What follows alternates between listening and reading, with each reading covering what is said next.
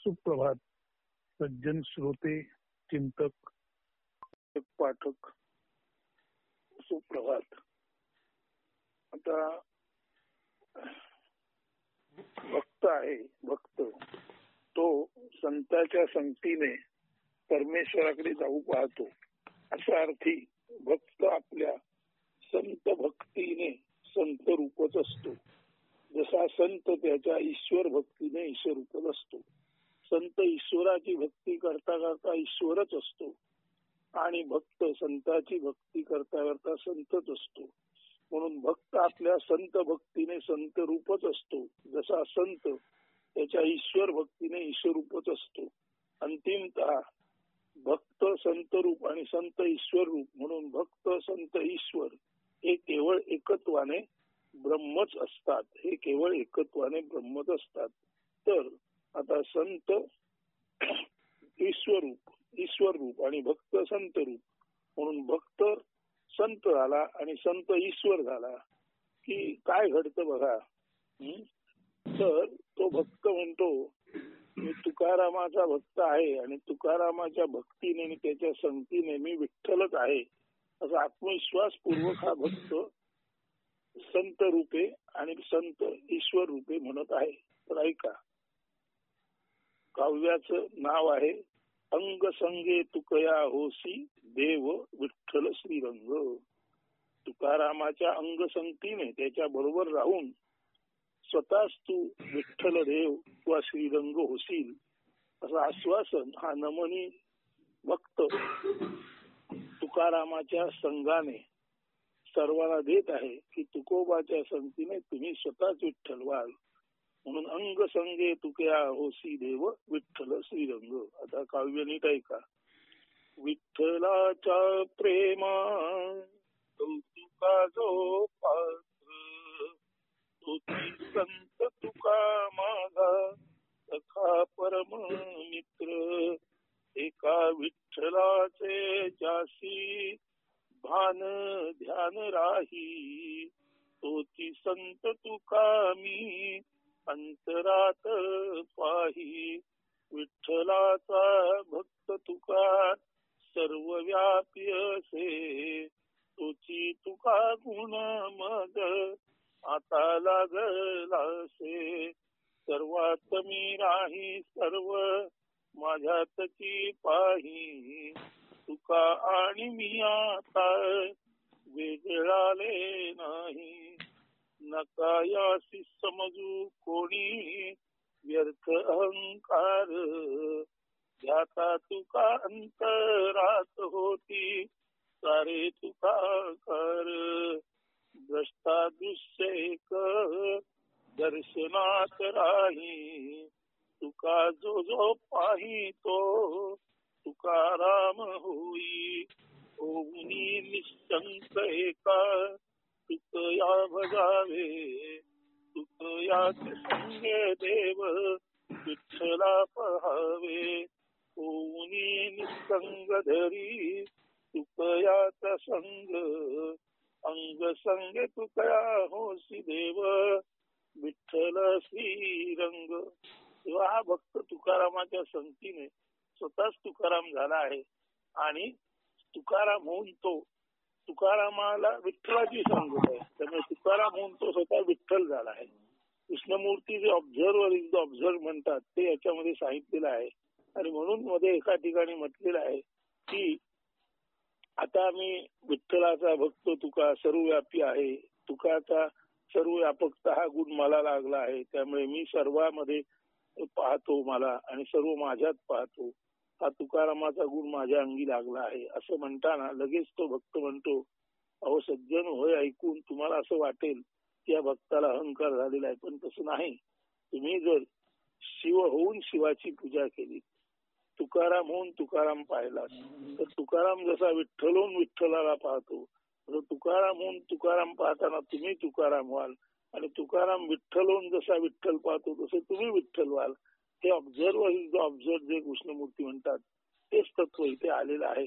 त्याची प्रचिती आपण घेऊन बघायला हरकत नाही. म्हणून कृष्णमूर्ती होऊन जो कृष्णमूर्ती पाहिल तो कृष्णमूर्तींच्या तत्वाच्या ज्ञानाने कृष्णमूर्तीहून कृष्णमूर्ती जो पाहिल तो कृष्णमूर्ती जसे द दॅट बघून स्वतः द दॅट झाले तसा द दॅट झाल्याशिवाय राहणार नाही. म्हणून तुकाराम होऊन तुकाराम पहा आणि तुकाराम जसा विठ्ठल पाहतो तसा विठ्ठल पहा आणि अंती तुम्हीच तुकाराम विठ्ठल व्हा. तसं कृष्णमूर्ती होऊन कृष्णमूर्ती पहा आणि कृष्णमूर्ती जसं द दॅट म्हणजे ते निशब्द ब्रह्म पाहतात आणि स्वतः ब्रह्म होतात तसेच तुम्ही ब्रह्म व्हा. म्हणून तुम्ही कृष्णमूर्ती व्हा आणि ब्रह्म पहा. तुम्ही तुकाराम व्हा आणि विठ्ठलाच्या संगतीला लागा किंवा विठ्ठल व्हा. असा हा एकंदर ऑब्झर्वर इज द ऑब्झर्व या पद्धतीचं हे दर्शन हे तत्वाचं ज्ञान तुम्हाला दिलं गेलेलं आहे. आता पुढे आनंदाचा अमुता गाव. जे संत आहेत ते म्हणतात एका आणि एकमेवालाच अद्वैत भावाला दिव्यत्वाचे लेणे ईश्वरी संपदा प्राप्त असून त्या देवाला केशव असे म्हणतात. एक आणि एकमेव असा जो आहे असा जो अद्वैती अद्वय दुसरा नाही एकच असा आहे त्यालाच दिव्यत्वाचे लेणे म्हणजे चैतन्याचा अलंकार प्राप्त आहे. त्यालाच ईश्वरी संपदा प्राप्त असून अशा एकमेव द्वितीयम नास्ती अशा चैतन्य देवालाच केशव असे म्हणतात. पण वास्तवात हे नावापुरतेच नाव केशव आहे. पण वास्तवात हे केशव हे नावापुरतेच नाव केशव आहे. केवळ केशव याचा अर्थ कोणी विगुणात्मक किंवा रंगरूपधारी किंवा गुणाकारातला माणूस असा नव्हे. म्हणून वास्तवात केशव हे नावापुरतेच नाव आहे. केवळ खरा केशव किंवा खरा परमेश्वर तोच आहे. केवळ अद्वैत हेच सुखनिधान आहे. पूर्णानंद ठेवा असल्याची सुवार्ता नारायणमुखी म्हणजे नारायणाच्या लेखणीद्वारे ते अद्वैतच प्रकटवित आहे. संतांचा भाव व गाव केवळ आनंद आणि आनंदच आहे. संतांचा भाव आनंदाचा असतो. संतांचं गाव आनंदाचं असतं. ते ज्या केशवाला भसतात तो केशव म्हणजे आत्मचैतन्य असतं आणि आत्मचैतन्य हेच ते सुखनिधान सुखाचा साठा आहे. तोच पूर्णानंदाचा ठेवा आहे आणि आत्मनिदान हाच सुखाचा ठेवा तोच पूर्णानंद. याची सुवार्ता याची गुड न्यूज नारायणाच्या मुखातून किंवा नारायणाच्या लेखणीद्वारे तो पूर्णानंद ठेवा म्हणजे आत्माच किंवा ते अद्वैत निधान अद्वय चैतन्यच प्रकट करीत आहे. आणि नारायणाच्या मुखातून संत आणि संतांच्या मुखातून अर्थातच ब्रह्म बोलत आहे की बाबा हो संतांचा गाव आणि भाव फक्त आनंद आणि आनंदच आहे. म्हणून संत नारायणाच्या लेखणीतून म्हणत आहेत आनंदाचा अमुचा गाव. आता बघा तो गाव कसा आहे ते आनंदाचा अमुचा गाव आनंदाचा अमुचा भाव एकानंद आमुचा देव नावा पुरता तो केशव आर्त भावे भक्ती धुंद आम्ही संत भजनी दंग येता केशवाचे पायी आता दुरी जाणे नाही प्रति एकी एक पाहू दुजा भाव सांडून राहू लागू गळा प्रति एकी चिर सुखा सदा भरती लिलेत अनेक दिसू परी मुळी एकची असू अलंकार भिन्न भासू सुवर्णात एकची असू किरणात भिन्न भासू आदित्यात एकची असू दिसण्या जरी अनेक अद्वैती परी एक ज्ञाना तुका नामा चोखा बैना जना मुक्ता एका एक देव पाऊलात संत पाऊले अनेक अष्टावक्र शंकर महाराज निसर्ग दत्त स्वरूपानंद कृष्णमूर्ती रमण महर्षी अवघा एक अद्वैतानंद एक देव नामी दंग संत पाय भजनी धुंद एक देवी सुख वार्ता नारायण मुक्ती सुवार्ता एक देवी सुख वार्ता. एकाच देवामध्ये सुखाची बातमी तुम्हाला मिळेल आणि ही बातमी नारायणाच्या मुखातून लेखणीतून तुम्हाला पोचवली जात आहे. त्याचा अर्थ असा आहे संत म्हणतात आमचा गाव आनंदच आहे आमचा भाव आनंदच आहे. आम्ही त्या एकानंदाला केशव म्हणतो. पण केशव हे नाव आहे, एकानंद हेच खरं आमचं ध्येय आहे. म्हणजे एक आणि एकमेव आत्मानंद हेच खरं आमचं ध्येय आहे. आम्ही आमची भक्ती जी आहे ती आम्ही त्या आत्म्याच्या भक्तीने आर्त झालेलो असतो. आत्म्यासाठी आमच्या हृदयामध्ये अत्यंत तळमळ असते. तर आमच्या आर्त भक्तिभावात झुंज असलेले आम्ही संत त्या आत्मचैतन्य किंवा आत्म्याच्या भजनामध्ये दंग असतो. आणि तो आत्मा ते आत्मचैतन्य यालाच आम्ही केशव म्हणतो. आता या केशवाच्या पायाजवळ आल्यानंतर इथून दूर जाणं नाही, इथून दूर हटणे नाही. म्हणून ते म्हणतात प्रति एक एक पाहू तुझ्या भाव सांडून जाऊ. म्हणजे प्रत्येकामध्ये किंवा प्रत्येकाकडे आम्ही फक्त एकत्वाने आत्मा म्हणूनच पाहतो. प्रत्येक हा आमच्यासाठी एकच आत्मतत्व आहे. प्रत्येक हा वेगळा नाही, मी आणि तो वेगळा नाही. प्रत्येकाकडे पाहताना कोणताही द्वैत किंवा दुजाभाव नसतो. प्रत्येकाकडे आम्ही केवळ एक आणि एक आत्मा म्हणूनच पाहतो. म्हणून प्रति एक एक पाहू तुझ्या भाव सांडून राहू. आणि जेव्हा आम्ही एकमेकाच्या गळ्याला मिठी मारतो, जेव्हा आम्ही एकमेकाची गळाभेट घेतो, तेव्हा आत्म्यानेच आत्म्याला मिठी मारल्याचा चिरसुखाचा आनंद घेतो. आणि हे आत्मानंद चिरसुखाला तेव्हा भरती आल्याचा आम्हाला अनुभव येतो. आम्ही दिसायला अनेक दिसतो, लिलेत अनेक दिसू. या जगात येताना खेळगडी म्हणून आलेलो असल्यामुळे आम्ही संत वेगवेगळे दिसलो तरी मुळी परी एकच असू. तरी आत्मा म्हणून आम्ही एकच आहोत. अलंकार भिन्न भासू, सुवर्णात एकच असू. दागिने म्हणून आम्ही वेगवेगळे दिसलो तरी सुवर्ण म्हणून आम्ही मूलतः आत्माच आहोत. किरणात भिन्न भासू, आदित्यात एकच असू. सूर्याची किरणे म्हणून जरी आम्ही भिन्न दिसलो तरी मूळ आमचं आदित्य आहे. त्यामुळे आदित्य म्हणून आम्ही एकच आहोत. परंतु आदित्याची किरण अनेक असतात, तसे आम्ही दिसायला संत अनेक दिसतो. एवढंच नव्हे, एक देव पाऊलात संत पाऊले अनेक. आमची पावलं म्हणजे प्रत्यक्ष देवाचीच पावले आहेत. आणि या देवाच्या एका पावलातच तुम्हाला ज्ञानेश्वरांचं पाऊल दिसेल, तुकारामाचं पाऊल दिसेल, नामदेवाचं पाऊल दिसेल, चोख्याचं पाऊल दिसेल, बहिणाबाईचं पाऊल दिसेल, जनाबाईचं पाऊल दिसेल, मुक्ताईचं पाऊल दिसेल. म्हणून असं म्हटलेलं आहे, ज्ञाना तुका नामा चोखा, बहिणा जना मुक्ता एक. एक देव पाऊलात संत पाऊले अनेक. म्हणून सर्व संतांची सर्व पावले ही प्रत्यक्षात एका देवाचं, आत्मदेवाचं एकच पाऊल आहे, समजून घ्या. तसंच अष्टावक मुनी असोत, शंकर महाराज असोत, निसर्गदत्त महाराज असोत, स्वरूपानंद असोत, कृष्णमूर्ती असोत, रमण महर्षी असोत, हे सर्व जरी वेगवेगळे दिसले तरी अद्वैताच्या पातळीला तो अद्वैत आनंद, जिथे भेदाभेद नाही असा अखंड अद्वय एक आणि एकमेव कैवल्यानंद आहे. म्हणून म्हटले आहे, अष्टावक शंकर महाराज, निसर्गदत्त स्वरूपानंद, कृष्णमूर्ती, रमण महर्षी, अवघा एक अद्वैतानंद. हा केवळ एक आणि एक कैवल्यानंदच आहे. जरी आम्ही दिसायला अष्टावक शंकर महाराज, निसर्गदत्त स्वरूपानंद, कृष्णमूर्ती, रमण महर्षी असे अनेक दिसलो तरी.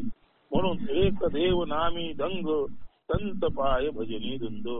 तर आमच्या संतांची पावलं भजनात धुंद आली आहेत.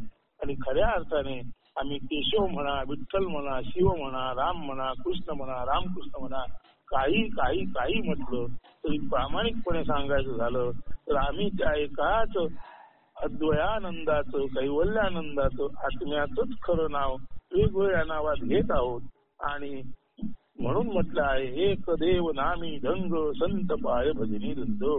संतांचे पाय भजनामध्ये धुंद आले आहेत. त्यांच्या मुखामध्ये अनेक देवाची नावे असली तरी खरा आहे तो एक देव आत्मा आणि आत्मानंद. आणि म्हणून अशाच एक देवी सुख वार्ता, नारायणा मुखी सुवार्ता. म्हणून अशाच आत्मानंदामध्ये, अशाच एकमेव द्वितीयम नास्ती अशा सर्व व्याप्त, सर्व शक्तिमान आणि सर्वज्ञ आत्म्यामध्येच खरे खुरे सुख वस्तीला मिळते. सुख वसून असते. त्या आत्म्याचा तुम्ही लाभ घ्या, आत्मानंद मिळवा, असं नारायणाच्या मुखी, नारायणाच्या लेखणीद्वारे, मुखाद्वारे अशी बातमी प्रत्यक्ष आत्म्यानेच त्याला द्यायला सांगितली आहे. म्हणून तो म्हणत आहे, एक देवी सुखवार्ता, नारायणा मुखी सुवार्ता. म्हणजे एका देवामध्येच सुख आहे ही बातमी नारायणाच्या मुखातून सुवार्ता, गुड न्यूज म्हणून तुमच्यापर्यंत पोहोचवली जात आहे. आता अलौकिक जाणा संत तुका, हा जो तुकाराम आहे तो या प्रस्तुत नारायणाचा मित्र आहे. त्याचं कौतुक नारायण कसं करता येतं बघा. सर्व संत खरे तर सर्वांसाठी मित्रवत नव्हे मित्रच आहेत. सर्व संत सर्वांचे मित्रच आहेत. परमदयाळू कृपाळू स्नेहाळू कोण असतो? मित्रच ना. सृष्टीचे संजीवक गाणे सदोदित सतेज टवटवीत सुमन प्रफुल्लित ज्या प्रभाकरामुळे राहते त्याचे दुसरे एक अगदी यथार्थ संबोधन मित्र असेच आहे ना. म्हणजे या सृष्टीचं संजीवक गाणं सदोदित सतेज टवटवीत सुमनासारखं प्रफुल्लित त्या सूर्यामुळे राहतं, त्या सूर्याचं दुसरं यथार्थ संबोधन मित्र असेच आहे ना. तसेच संत म्हणजे ते खरे मित्र आहेत, ते विश्वामित्र आहेत. तर संत तुकारामी असेच परममित्र आहेत. या सामान्य नारायणासाठी सामान्य नारायणाचा असामान्य नारायण भक्त, सामान्य नारायणाचा असामान्य नारायण भक्त परममित्र संत तुकाराम. संत तुकाराम सुद्धा त्या आत्मनारायणाचे परमभक्त आहेत आणि हा सामान्य नारायण तुकारामाचा भक्त आहे. म्हणून सामान्य नारायणाचा असामान्य नारायण भक्त कोण असेल तर परममित्र संत तुकाराम. याच्या स्वागतासाठी परब्रह्मही ओनवे होऊन वाकून हात देत आहे. त्याचे म्हणजे संत तुकाराम यांच्या देहत्यागानंतर संत तुकारामाचे ब्रह्मपदी अशीपदी दस्तूरखुद्द ब्रह्मच ओनवे होऊन वाकून स्वागत करीत आहे आणि म्हणत आहे, या तुकाराम महाराज या अशीपदाचे तुम्ही स्वामी आहात. तर अशीपदाचा हा स्वामी संत तुकाराम कसा आहे ते ऐका. काव्याचं नाव आहे अलौकिक जाणा संत तुका. अलौकिक जाणा संत तुका. तर ऐका आता तुकाराम. कणा कणा तुम्ही व्यापुनी उरला माझा मित्र सखा अलौकिक जाणा संत तुका. तर भजनी संत भक्त हा माझा मित्र सखा अलौकिक जाणा संत तुका. घडता भेटी तुटती गाठी माझा मित्र सखा अलौकिक जाणा संत तुका. विश्वव्यापी विश्वंभर हा माझा मित्र सखा अलौकिक जाणा संत तुका. ब्रह्मोणवे तुकया ऐसा माझा मित्र सखा अलौकिक जाणा संत तुका. तर घडता भेटी तुटती गाठी. एकदा का तुकारामाची भेट झाली की जीवनाची आसक्ती संपते, माया मोह पाशातील अडकलेला गळा सुटतो. असा तुकाराम माझा अलौकिक मित्र आहे. आज विश्वव्याप्त आणि विश्वामध्ये भरलेला असा हा अलौकिक तुका आहे. तुकारामाचे जेव्हा निर्माण झाले, तुकाराम जेव्हा वैकुंठाला गेला तेव्हा वैकुंठाच्या दारावर प्रत्यक्ष ब्रह्म ओणवं उभं राहिलं आणि तुकारामाला वाकून सलामी देत तुकारामाला आदर सत्कार पूर्वक त्या ब्रह्माने अशी पदावर नेऊन तुकारामाला विराजित केले, प्रस्थापित केले. असा हा माझा तुकाराम आहे की ज्याचे निर्माण झाल्यानंतर, ज्याने देहत्याग करून स्वर्गाच्या दिशेने प्रयाण केल्यानंतर स्वर्गाच्या दारामध्ये प्रत्यक्ष ब्रह्म ओनवं झालं, वाकलं, त्याला कुर्निसात केला आणि तुकारामाला अशी पदावर नेऊन बसवलं. असा हा तुकाराम ब्रह्म ओनवे तुकयासाठी ऐसा माझा मित्र सखा. त्यासाठी ब्रह्म सुद्धा ओनवं झालं असा हा माझा मित्र सखा तुकाराम. अलौकिक जाणा संत तुका. हा खरोखरच अलौकिक आहे. हे सज्जन श्रोते हो, तुम्ही जाणा आणि तुकारामाचा त्याच्या अभंगांचा वेध घ्या, त्याची ज्ञान समजून घ्या आणि आत्मज्ञान प्रकाशित स्वतःहून स्वतःच ब्रह्मरूप व्हा. आता पुढचं काव्याचं नाव आहे मनघटी बोल बोलू नारायणी सदा डोलू. मनघटी म्हणजे मनरूपी घटामध्ये, मनरूपी भांड्यामध्ये जे आमच्या बोल उमटतात ते बोल दुसरे तिसरे काही नसून त्या आदिनारायणाच्या भक्तीचे बोल असतात आणि ते बोल बोलता बोलता आम्ही डोलत असतो. आमच्या मनरूपी घटामध्ये, आमच्या मनरूपी आशयामध्ये, आमच्या मनरूपी जाणीवेच्या सलीलामध्ये म्हणजे जाणीवरूपी पाण्यामध्ये तरंग जे बोल उमटतात ते बोल म्हणजे नारायणाबाबत कौतुकाचे बोल असतात. ते आत्म्याबाबत भक्तीचे कीर्ती गाण्याचे बोल असतात. तर आमच्या मनामध्ये आत्म्याबद्दल प्रकाश किरण निर्माण होतात, आत्मज्ञान प्रकट होते आणि ते आत्मज्ञान आमच्या शब्दातून आम्ही निशब्द भावामध्ये असताना सुद्धा बोलतो आणि आमच्याशीच आम्ही ते आत्मज्ञान पुटपुटत असताना आम्ही डोलत असतो. म्हणून म्हटले आहे मनगटी बोल बोलू नारायणी सदा डोलू. आता मूळ गद्य आहे का? वास्तवात सारे संत महंत प्रकाशासारखे निरंग अखंड श्रीरंग. निरंग सर्व रंग एकत्रित केले की रंग ओळखेना सावतो म्हणून त्याला निरंग म्हणतात. अखंड सर्व तुकडे एकत्र केले की खंड ओळखता येत नाहीत म्हणून अखंड होतो. म्हणून सर्व रंग एकत्र गेले की निरंग होतं, सर्व खंड एकत्र गेले की अखंड होतं. आणि असं हे निरंगी अखंडी रूप म्हणजे श्रीरंग. खराखुरा श्रेष्ठ वर्ण अद्वैताचा तो अद्वयाचा होय. निर्गुण निरूप सर्वांच्या मुळाशी शून्य रूप असते. जे आपण सगुण साकार दिसतो त्याचं मूळ जे आहे ते निर्गुण निरूप आहे, त्याचं रूप शून्य रूप आहे. म्हणून निर्गुण निरूप सर्वांच्या मुळाशी शून्य रूप म्हणजे नथिंग म्हणून असतं. ते सदोदित म्हणजे कायमचे तेज रूपे मार्गदर्शक असणारे. असं हे निर्गुण निराकार रूप सदोदित. हे शून्य रूप सदोदित म्हणजे कायमचे तेज रूपे सदा उदित, कायमचे तेज रूपे मार्गदर्शक असणारे. म्हणून निर्गुण निराकार हे शून्य रूप असलं तरी सदा उदित, कायमचे आपणाला मार्ग दाखवणारे, आपणाला ध्येयाप्रत नेणारे आपल्या गुरु सारखे हे शून्य रूप निर्गुण निरूप रूप सदोदित उदित असते. हेच ते श्री रूप म्हणजे हेच ते ईश्वरी संपदेने युक्त श्री रूप म्हणजे ईश्वरी संपदेने युक्त. ईश्वरी संपदा कुठली तर समता. ईश्वरी संपदा कुठली? दया क्षमा शांती. ईश्वरी संपदा कुठली? अभेद वृत्ती. ईश्वरी संपदा कुठली? निर्गुण निराकार अखंड श्रीरूप असणे. हेच ते श्रीरूप म्हणजे ईश्वरी संपदेने युक्त. असेच हे सारे संत असतात.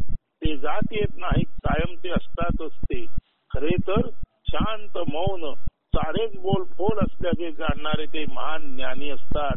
मात्र जनसामान्यांना दिग्दर्शन करण्यासाठी देहात किंवा मनात म्हणजे मनरूपी भांड्यात किंवा देह मनाच्या मर्यादेत हे संत ईश्वरी योजनेनुसार येतात. त्यामुळे आपल्याहून सर्वस्वी भिन्न शुद्ध द्वैती असणारे ते आपणाला ओळखणे, आपण त्यांना जाणणे हे फार कठीण कर्म असते. नकळत आपण त्यांना आपल्यासारखे द्वैती सगुण साकार स्वभाव विविध भावरंगात विभाजित ये जा करणारे अशा अर्थी क्षर निरर्थक बोलणारे असे समजतो. वास्तवात त्यांचं बोलणं सार्थकतेचं असतं. त्यांचं बोलणं केवळ आणि केवळ अद्वय परब्रह्माचं आत्म्याचं असतं. आपण त्याला निरर्थक समजतो. ते आपल्यासारखे ये जा करतात म्हणून आपण त्यांना येणारे जाणारे म्हणजे अशाश्वत समजतो. ते आपल्यासारखे सगुण साकार दिसतात म्हणून आपण त्याला सगुण साकार समजतो. ते आपल्यासारखे विविध भाव प्रकट करणारे भावरंगात असतात म्हणून आपण त्यांना आपल्यासारखे समजतो. हा आपल्याकडून घडलेला त्यांच्या बाबतचा नकळत गुन्हा आहे. खरे तर ते वेगवेगळे दिसते, वेगवेगळ्या भावात असते, तुमच्या आमच्यासारखे येणारे जाणारे असते, तरी ते खरोखर पाहता कुठून कुठे येत नाही आणि कुठून कुठे जात नाही. ते नेहमी इथेच चैतन्य रूपाने असतात. आणि परमेश्वरी आज्ञेमुळे केवळ आणि केवळ तुमच्या आमच्यासारखे शरीर रूप धारण करून ते येतात आणि आपणाला आत्मज्ञान देतात. जरी ते तुम्हाला किंवा आम्हाला तुमच्या आमच्यासारखे दिसले तरी ते प्रत्यक्षात परमेश्वराचे दूत म्हणून आलेले खरोखर पृथ्वीवरचे साक्षात निर्गुण निराकार परब्रह्म स्वरूप परमेश्वरच असतात. हे आपणाला आपल्या अज्ञानामुळे कळत नाही. वास्तवात हा प्रमाद आहे, हा गुन्हा आहे. तो न व्हावा हा गुन्हा आपल्याकडून जाणत्या जाणतेपणे होऊ नये म्हणून या काव्यात संतांचे विश्वतादात्म्य, संत अखिल अस्तित्वाशी एकरूप झालेले आहेत असं त्यांचं विश्वतादात्म्य अद्वैत सुस्पष्ट होण्याचा परमप्रिय योग साधला आहे. वाचकांना श्रोत्यांना हा अमृतपान योग प्रमुदित करो, आनंदाची भरती येवो हे काव्य ऐकून. तर आता ते काव्य नीट आहे का?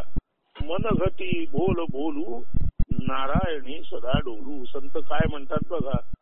आम्ही निरंग निरंग, आम्ही प्रकाश श्रीरंग, मनघटी सप्तरंग, विश्वरंगी विश्वरंग, आम्ही अखंड अखंड, आम्ही नित्य प्रेमानंद, मनघटी हासू हासू, विश्वरंगी दंग असू, आम्ही निर्गुण निरूप, निरंतर श्रीरूप, मनघटी गुण रूप, सर्व मुळी शून्य रूप, आम्ही सदोदित असू, जात येत कदा नसू, मनघटी येऊ जाऊ, कैवल्यात सदा राहू, आम्ही मौन अबोल जाणू, बोल सारे बोल, मनघटी बोल बोलू, नारायणी सदा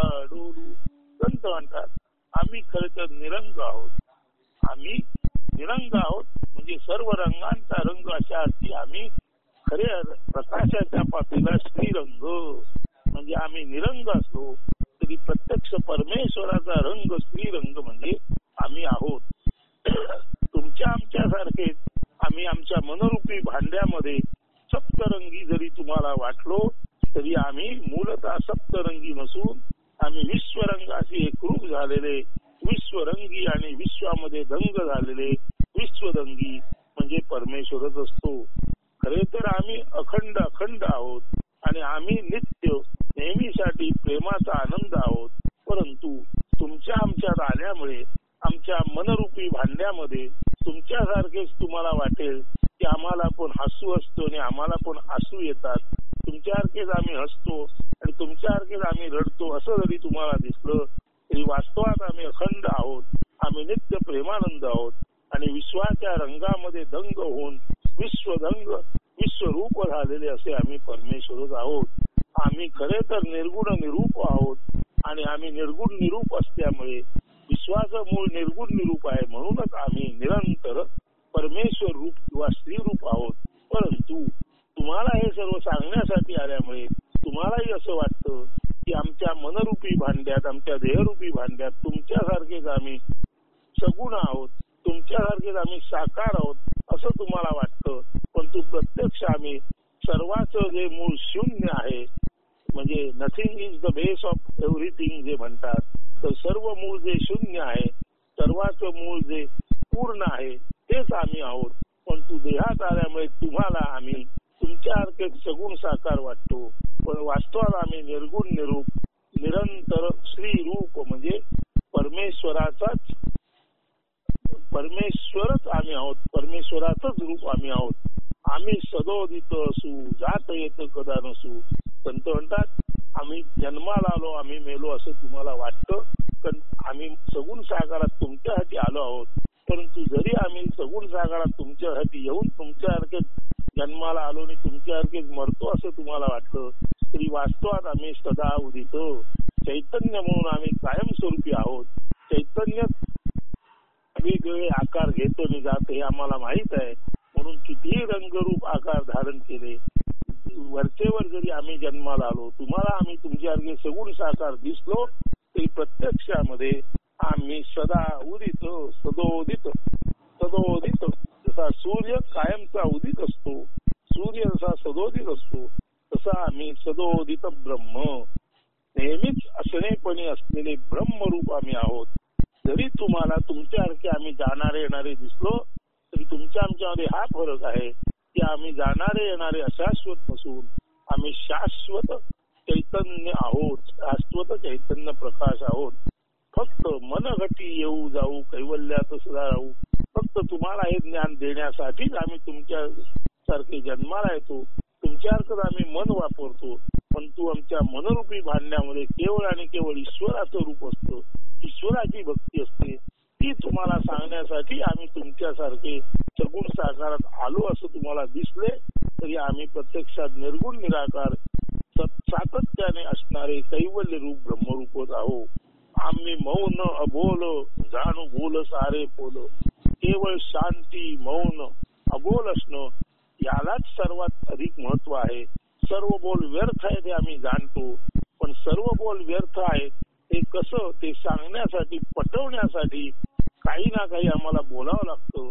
त्याला तुम्ही म्हणता आत्मविद्या अध्यात्मविद्या, त्याला तुम्ही म्हणता संतांच्या ओव्या, संतांचे अभंग वगैरे वगैरे वगैरे. पण तू आमचं सांगणं एकच आहे की तुम्ही शांत आणि मौनामध्ये राहा आणि केवळ आपण आत्मप्रकाश आहोत या जाणीवेत राहा. हे जर तुम्हाला जमलं तर सर्व बोल वाया आहेत आणि अबोल असणे मौन असणं हेच ते कैवल्य असणं आहे हे तुम्हाला कळेल.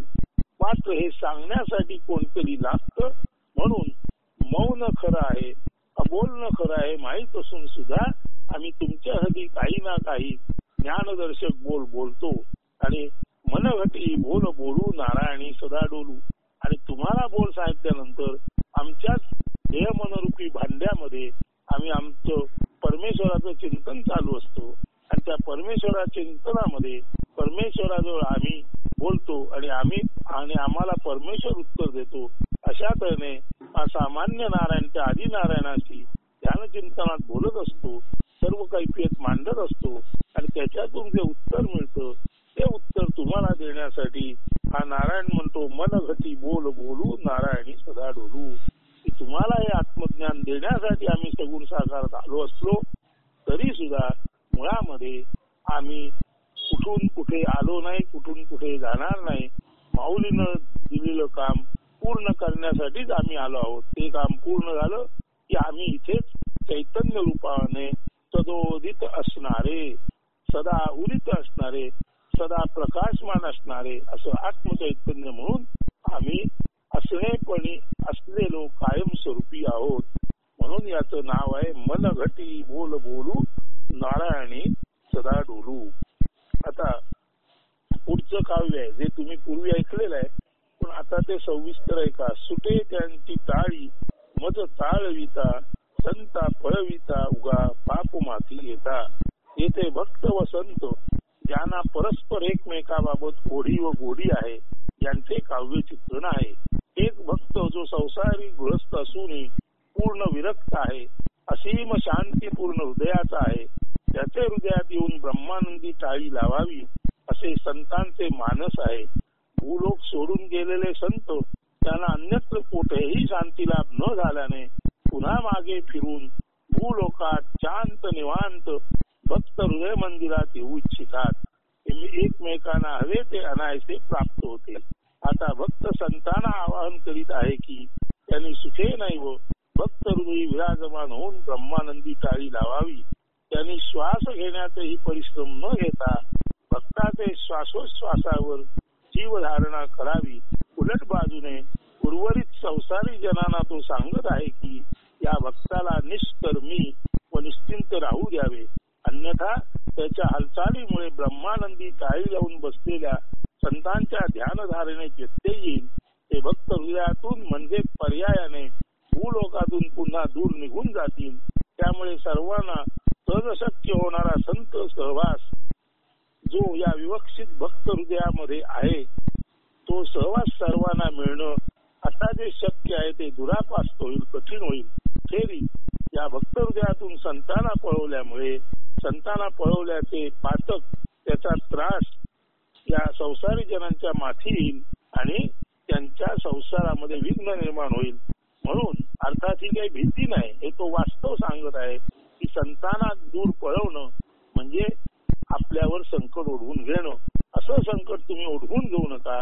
असा हा भक्त ज्याच्या हृदयात भूलोक सोडून गेलेले संत सुद्धा श्रीखंडात कुठेच शांती नाही, ब्रह्मानंदी टाळी लावावी म्हणावी तर अवकाशामध्ये सुद्धा शांती नाही, हे कळल्यानंतर ते संत पुन्हा येऊन या भक्त हृदय मंदिरात बसलेले आहेत आणि त्यांचे मानस ओळखून त्यांना जे सांगायचंय ते ओळखून हा भक्त तुम्हाला सांगत आहे, सुटे त्यांची टाळी मद चाळविता, संता पळविता उगा पाप माती घेता.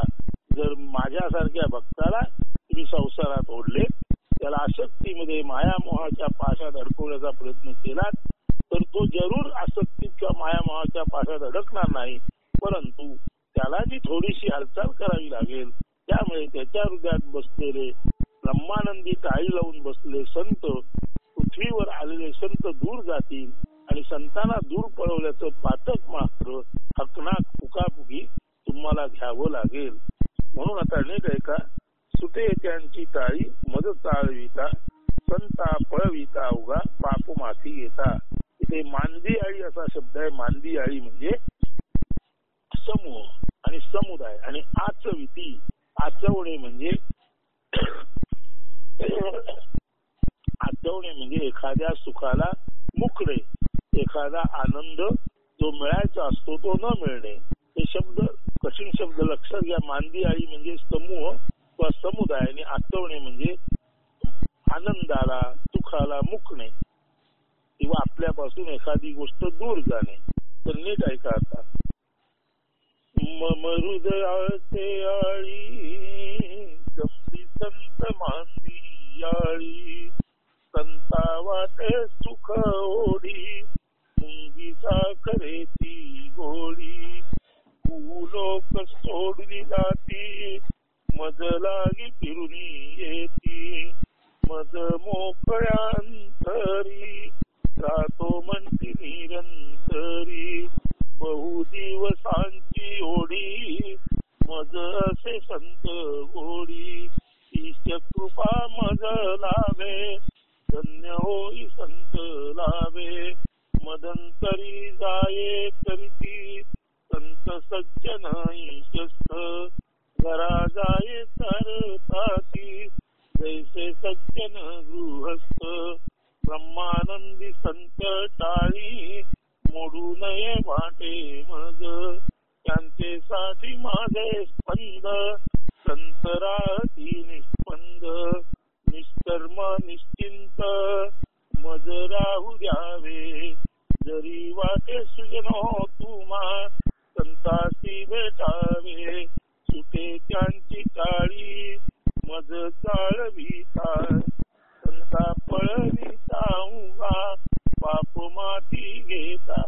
तर या नारायणाला संत सुखाची ओढी होती आणि संतांना असं म्हणतात अवकाशात हा भूलोक सोडून गेल्यानंतर कुठेही शांती प्राप्त झाली नाही, म्हणून त्यांना वाटतं की या नारायणाच्या मोकळ्या हृदयात येऊन बसावे. तर संतांना नारायण हृदयाची ओढी आणि नारायणाला संतांची ओढी असा अनायसे हा योगायोग जुळून आला आणि आता संत या नारायणाच्या हृदय मंदिरात येऊन ध्यान लावून बसलेले आहेत. म्हणून या नारायणाला तुम्ही संसारामध्ये कर्मामध्ये ओढू नका आणि त्याला चालवून त्या योगे तो चालवल्यामुळे त्याच्या हृदयात बसलेले ब्रह्मानंदी टाळी लावून ध्यानस्थ बसले संत दूर पळवू नका आणि संतांना दूर पळवल्याचं पातक घेऊ नका. नव्हे, संत इथे असताना तुम्हाला नारायणाच्या योगाने जे संत लाभ होईल ती संधी तुम्ही सोडू नका. आता पुढचं आहे साधू संत केवळ पूज्य भगवंत. हे जे साधू संत असतात ते केवळ पूज्य भगवंत असतात. आता यातले 3 शब्द लक्षात घ्या. संचित. संचित याचा अर्थ माणसाला अनेक जन्म आहेत असं गृहीत धरलं किंवा हे सत्य मानलं तर चालू जन्माच्या आधीच्या जन्मापर्यंत जे एकूण आपण कर्म केलं त्याचा पाप पुण्यात्मक साठा म्हणजे संचित. आता चालू जन्मात येताना त्या संचितातला जो भाग आपण जन्माला घेऊन आलो त्याला म्हणायचं प्रारब्ध. आणि चालू जन्मामध्ये आपण जे नित्य कर्म करतो त्याच्यातून जे काही पाप पुण्य तयार होतं तर त्या नित्यकर्माला म्हणायचं क्रियमान. म्हणजे क्रियमान म्हणजे एकूण जन्माचं पाप, संचित म्हणजे एकूण जन्माचं साठलेलं पाप पुण्य, प्रारब्ध म्हणजे चालू जन्मात संचितातला आणलेला भाग, आणि क्रियमान म्हणजे चालू जन्मामध्ये ज्या आपण क्रिया करतो, जी कर्म करतो, त्याच्यातून निर्माण होणारं जे पाप पुण्य, त्या पाप पुण्याच्या भागाला क्रियमान म्हणतात. म्हणून संचित, प्रारब्ध, क्रियमान हे 3 शब्द लक्षात घ्या. आणि आता हे काव्य ऐका. साधू संत केवळ पूज्य भगवंत. साधू संत हे केवळ आणि केवळ पूज्य, पूजनीय, वंदनीय भगवंत म्हणजे परमेश्वरच आहेत. साधू संत हेच ते ब्रह्म आहे. आता साधू संत काय करतात बघा. संचित जाळूनी प्रारब्धाची राख, सहज माकुनी साधू दक्ष शांत, प्रियमान तेही श्वासा परी चाले, कैवल्याच साधू चाले बोले डोले, व्यक्तित्व रहित साधू असतो व्यक्त, विना केंद्र परी समग्र अस्तित्व, अकर्ता असूनी एकमेव करता, करविता भोगता तोची भोगविता, नमनात सोये सर्व मने व्यापुनी, विश्वमनी निराकार सर्वाकारी भरुनी, व्यापुनी भरुनी असती संन्यस्त, साधू संत केवळ पूज्य भगवंत. तर हे जे साधू आहेत ते अमनी नमनी आहेत, संन्यासी आहेत. त्यांनी संचित आणि प्रारब्ध आपल्या परमेश्वरी भक्तिभावाने जाळून टाकून त्याची राख केलेली असते, आणि ती राखच अंगाला भस्म म्हणून फासून त्यांचं क्रियमान म्हणजे चालू जन्मातलं असणं असतं. आणि चालू जन्मात अंगाला त्याचं विलेपन करून ते भक्त चालू जन्मात असणेपणी असतात. आणि चालू जन्मातलं त्यांचं जीवन सुद्धा क्रियमान तेही श्वासापरी चाले. त्यांचं चालू जन्मातलं जे क्रियमान असतं, जी क्रिया चालू असते, ती चालू जन्मातली क्रिया किंवा त्यांचं कर्म हे सुद्धा श्वासासारखं सहज कर्म असतं.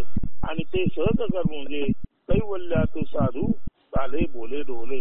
केवळ असणेपणी, केवळ आत्मप्रकाशात आत्मा म्हणून राहून उजेडी राहिले उजेड होऊनी, तसा आत्मप्रकाशी राहिले आत्माची होऊनी, अशा पद्धतीने केवळ असणेपणी साधू चालतात, बोलतात, वागतात, सांगतात.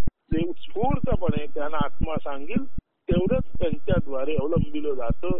आणि तेही अत्यंत सहजपणे जसा श्वास चालावा तसं श्वासासारखं हे सर्व चालू असतं. म्हणून संचित जाळूनी प्रारब्धाची राख, सहज माखूनी साधू दक्ष शांत, प्रियमान तेही श्वासापरी चाले, कैवल्यात साधू चाले बोले डोले. संचित आणि प्रारब्ध जाळून आपल्या ज्ञानाने जाळून त्याचे भस्म अंगाला विलेपन करून कैवल्यामध्ये केवळ असणेपणी आत्मज्ञान आणि आत्मप्रकाशात दंग असलेले साधू चालतात, बोलतात, डोलतात. अत्यंत सहजपणे श्वासासारखं त्यांचं हे क्रियमान चालू असतं. व्यक्तित्व रहित साधू असतो व्यक्त, विना केंद्र परी समग्र अस्तित्व, अगर्ता असून एकमेव करता, करविता भोगता तोची भोगविता. जरी साधू व्यक्त म्हणून आपल्याला दिसले तरी ते व्यक्तित्व रहित असतात. म्हणजे ते आय लेस आयडेंटिटी. ते व्यक्त म्हणून दिसले तरी त्यांचा आय, त्यांचा मी नाहीसा झालेला असतो. म्हणून त्यांना विना केंद्र परिसमग्र अस्तित्व म्हटलेलं आहे. ज्या माणसाचं केंद्र नष्ट झालं, ज्या माणसाचा मी नष्ट झाला, त्याचं व्यक्तित्व मी पासून त्याच्यापर्यंत जर व्यक्तित्वामधील मी गेला तर व्यक्तित्वातील मी गेलेलं व्यक्तित्व आता हे मी राहत नाही तर दॅट पर्यंत पसरते. म्हणून ज्याचा मी गेला तो ब्रह्मापर्यंत विस्तारित झाला. अशा अर्थी विना केंद्र झालेले साधू, मी रहित असलेले साधू व्यक्त दिसले तरी आता विना केंद्र झाल्यामुळे त्यांचं व्यक्तित्व गेलं, त्याचं मर्यादित पण गेलं.